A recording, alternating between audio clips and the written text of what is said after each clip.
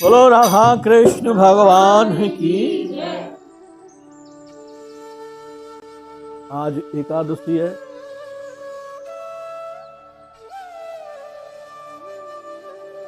एकादशी का बहुत बड़ा महत्व होता है और जितने व्रत हैं इस धरा पर सब में श्रेष्ठ एकादशी का रखा गया है।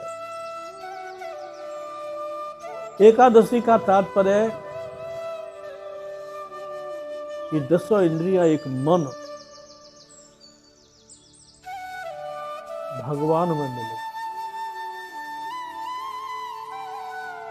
तब वो एकादशी का उपवास सफल होता है। एकादशी का उपवास है ही इसलिए कि जीवात्मा भगवान से मिले।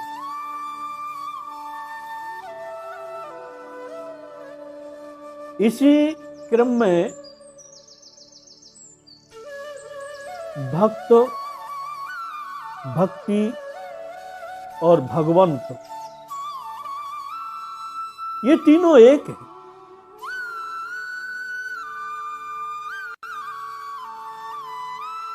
तीनों का एकाकार हो जाता है तो सिद्धि मिल जाती, सफल हो जाती, भक्ति के फूल खिल जाते। वेद मार्ग में, ज्ञान मार्ग में पहले छोड़ना पड़ता है तब ज्ञान मिलता है।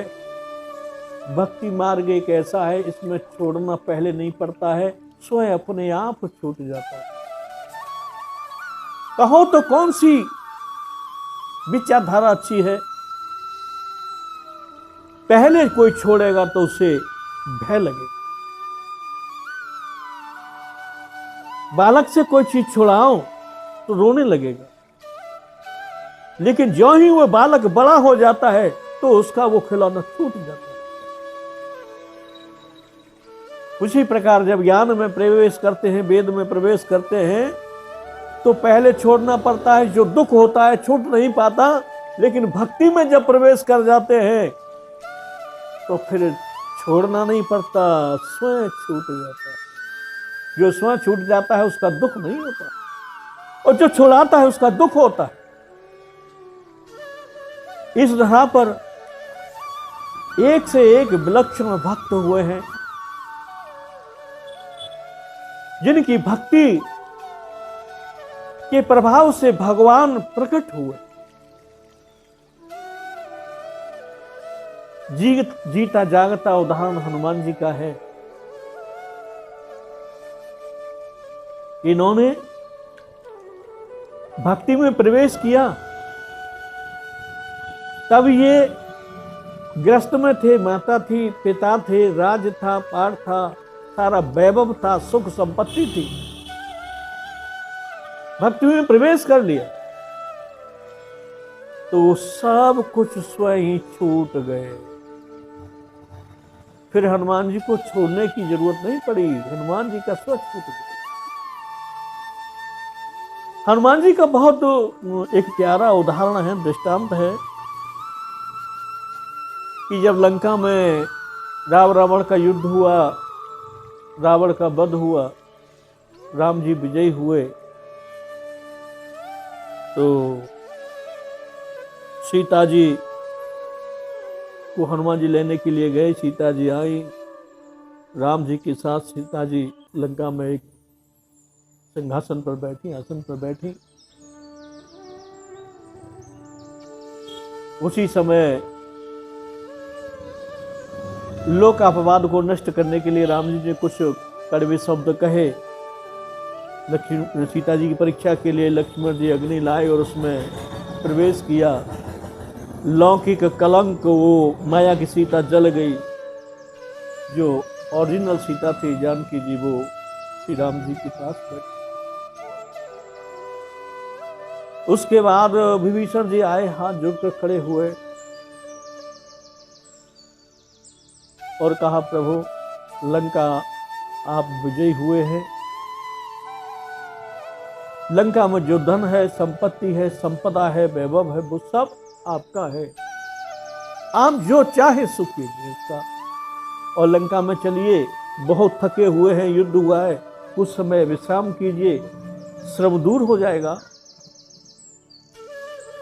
राम जी ने मना कर दिया कि नहीं, मुझे पिता का वचन है 14 वर्ष वन में रहना है, मैं किसी के मगर गांव घर नहीं जाता। लेकिन उसी समय जितने बानर थे, रीछ थे, भालू थे, उन सबके मन में लालच आ गया कि लंका में तो बहुत कुछ है, सोने की लंका है, बड़े हीरा जवाहरात मणि माणिक मोती दिव्य मणि है, उसमें से कुछ मिल जाएगा तो हम एक निशानी के तौर पर ले जाएंगे और जहां हम रहते हैं घर गांव वन में वहां दिखाएंगे कि वहां से हम लंका में से ये लाए हैं, रावण के यहाँ से हमने रावण को मारा, युद्ध किया, जीता। नाना प्रकार के विचार लोगों के मन में उठने लगे, सब लोग लेने की सोचने लगे, जितने बानर भालू थे सबकी इच्छा होने लगी। राम जी ने विचार किया कि ये सब लेने के लिए तैयार है, वैराग्य नहीं रहा, इनका कल्याण कैसे होगा, कैसे मुक्ति मिलेगी, कैसे भक्ति मिलेगी, ये तो ठीक नहीं है, कुछ लीला की जाए। तो लीला करने के लिए उन्होंने एक कौतुक किया। विभीषण से कहा कि विभीषण तुम जाओ लंका में और जितना तुम्हारे पास है वो सब यहां ले आओ और आकाश में जाके बरसा दो, जो जितना जिसको लेना होगा वो ले लेगा। क्योंकि राम जी तो सबको समझ गए, सबके मन की जान गए कि इन सबको इच्छा है लेने की, तो इन सबको कुछ न कुछ ऊपर से बरसेगा तो कुछ न कुछ मिलेगा, सब ले जाएंगे, ठीक है। तो जब विभीषण ने ऊपर जाकर के वो सब कुछ बरसाया विमान पर चढ़ करके,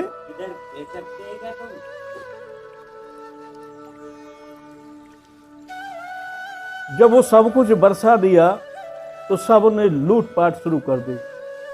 बड़े स्वर्णाभूषण, हीरे जवाहरात मोती मालिक सब ले लेकर के लूटने लगे, देखने लगे और अपने पास कोई कहीं रख रहा है, कोई कहीं रख रहा है, रखने लगे।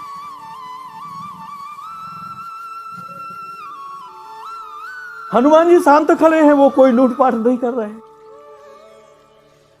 विभीषण जी ने विचार किया कि मैंने सबको दिया है, सब कुछ दिया है, और हनुमान जी ने कार्य भी बहुत किए हैं, इन्हीं की वजह से युद्ध जीता गया है, तो इनको मैं कोई अनमोल उपहार दूं जिससे ये प्रसन्न हो।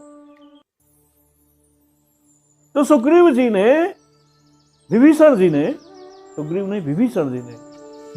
जी ने एक अनमोल माला दी, जो रावण ने बड़ी मेहनत से बनाई थी। बड़े बड़े लोकपालों के मुकुट में जो मणि थी वो रावण छुड़ा के लाया था उनसे, नागों की नागमणि छुड़ा के लाया था, देवताओं के मुकुटों से लूट कर लाया था। ऐसे ऐसे अनमोल रत्न और मणि वो माला बनाई थी जिसे रावण अपने गले में पहनता था और वो वहां लंका में सुरक्षित थी। वो माला विभीषण ने हनुमान जी को पहना दी, बड़ी प्रकाशवान थी, बहुत तेज चमक रहा था उसका, पहना दी। तो सब लोग देख रहे हैं, हनुमान जी ने आंखें खोली, देखा बहुत चमक रही है। सीता जी बड़ी प्रसन्न है, क्योंकि सीता जी का बहुत कार्य हनुमान जी ने किया। राम जी भी प्रसन्न है। हनुमान जी ने वो माला उतारी और माला उतार करके एक मोती निकाला, मणि निकाली उसमें तोड़ करके, और उसको फोड़ने लगे। फोड़ दी, वो उसमें देखा, फेंक दी। फिर दूसरी मणि निकाली, उसको तोड़ा, देखा, फेंक दिया। इस तरह से सारी मणि तोड़ करके पूरी माला। अब विभीषण जी मन में कह रहे हैं कि बंदर तो बंदर होते हैं, ये कपि का स्वभाव होता है, कुछ रखता नहीं, तोड़ ताड़ करके। लेकिन इच्छा थी कि पूछना चाहिए हनुमान जी ने ऐसा क्यों किया। उधर जानकी जी भी हनुमान जी से नाराज हुई कि इतनी सुंदर मणि, इतनी अनमोल मणि, और इसने एक क्षण में सब तोड़ ताड़ करके फेंक दी। विभीषण से नहीं रहा गया, तो हनुमान जी के सम्मुख पहुंच कर कहने लगे, बजरंगी, हे पवन पुत्र, हमारी समझ में नहीं आया कि ये तुमने कपि जाति, कपि स्वभाव के कारण किया है कि और कोई कारण है जो अनमोल माला तोड़कर फेंक दिया। हनुमान जी ने कहा, जिस माला में, जिस वस्तु में राम का नाम न हो, वो मेरे किसी काम की नहीं। विभीषण ने तुरंत कहा, ठीक है, इसमें राम नहीं था, राम नाम नहीं था, फेंक दी, लेकिन तुम्हारे शरीर में भी तो नहीं है, इसे क्यों नहीं फेंक देते हो? इसे जला दो, नष्ट कर दो। हनुमान जी ने कहा कि ऐसा कौन कहता कि शरीर में राम नहीं, कि नाम नहीं? विभीषण ने कहा, हम कहते हैं, है तो दिखाओ। हनुमान जी ने अपने नाखूनों से ये चमड़ी को हटा दिया, तो दिव्य चमत्कार हुआ। सूक्ष्म रूप में शब्द नाम संपूर्ण अंग में दिखाई देने लगा। संपूर्ण अंग में क्या दिखाई देने लगा? नाम, राम राम राम राम पूरे शरीर में लगता। सब देखकर आश्चर्यचकित हुए। अब जितने वानर थे लंका में, रीछ भालू, जब हनुमान जी का ये कौतुक देखा तो सबने चुपचाप मुंह में लगाई थी वो फेंक दी, किसी ने यहां लगी थी वो फेंक दी, जहां जहां छुपा कर रखी वो सब मणि माले के फेंक दिए। सबके अंदर वैराग्य हो गया। प्रभु कौतुक करते हैं तो भक्त, भक्ति और भगवंत जब तीनों का तालमेल बैठता है तब बड़ी सुंदर व्यवस्था होती है। हनुमान जी जैसी भक्ति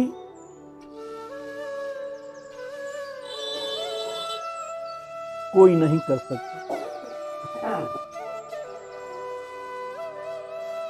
यहां तक कहा गया है, चारुशीला निमिराज कन्या बनकर सखी भाव से राम जी की सेवा की, और हनुमान बनकर, वानर बनकर दास भाव से राम जी की सेवा की। ये दोनों भाव शंकर जी के ही है। शंकर जी राम जी की सेवा के लिए अपने इष्ट स्वामी की भक्ति के लिए इस भूमि पर आए, लीला विग्रह धारण किया और भक्ति की सीमा को लांघ गए। कितने लांघ गए कि भगवान को ऋणी बना दिया। राम जी को हनुमान जी ने ऋणी बना दिया। राम जी ने कहा कि मेरे रघुकुल की 71 पीढ़ी तेरी कर्जदार रहेगी। हनुमान कितना धनवान कर दिया हनुमान को कि मेरे कुल की 71 पीढ़ी तेरी ऋणी रहेगी। तेरा ऋण हम चुका नहीं सकते बजरंगी। जो तूने हमारे साथ किया है उसका हम कर्जा तेरा चुका नहीं सकते। तू बहुत धन्यवाद। बोलो सच्चिदानंद भगवान की जय। राधे राधे जय राधे राधे जय राधे राधे श्री